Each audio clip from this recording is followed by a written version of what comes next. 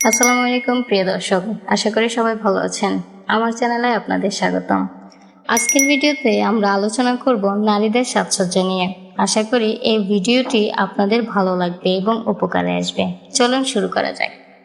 নারীদের সাজসজ্জার ব্যাপারে মহান আল্লাহ তাআলা অনুমতি দিয়েছেন, তবে তা শুধু স্বামীকে দেখানোর জন্য, আর বাকি সব সময় নারীরা পর্দা মেনে চলবে। রাসূল পাক সাল্লাল্লাহু আলাইহি সাল্লাম দ্বারা প্রমাণিত স্বামী, বাবা এবং আপন ভাইয়ের সামনে যাওয়াটা ইসলাম সমর্থন দিয়েছেন। তাদের সামনে সামান্য সাজসজ্জা করা যাবে, তবে সাজসজ্জা শুধু স্বামীকেই দেখানোর জন্য। এরপরেও ইসলামের কিছু বিধি নিষেধও আছে। ইসলামে 5টি সাজ মেয়েদের জন্য হারাম করেছেন। 1. বাজনাযুক্ত নূপুর পরিধান করা। নবী করিম সাল্লাল্লাহু আলাইহি সাল্লাম বলেছেন, যে ঘরে বাজনা বা ঘণ্টি থাকে সেই ঘরে রহমত ফেরেশতা প্রবেশ করে না।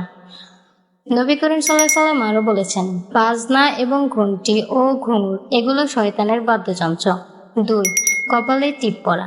নবী করিম সাল্লাল্লাহু আলাইহি সাল্লাম বড় আকারে টিপ লাগানো নিষেধ করেছেন। 3. নকল চুল লাগানো, অন্যদের লাগিয়ে দেওয়া বা দেহের মধ্যে অঙ্কন করা। যে সকল নারী তার দেহ অঙ্কন করে রাসূলুল্লাহ সাল্লাল্লাহু আলাইহি সাল্লাম তাদেরকে অভিশাপ দেন, যা ইসলামে পুরোপুরি নিষিদ্ধ। 4.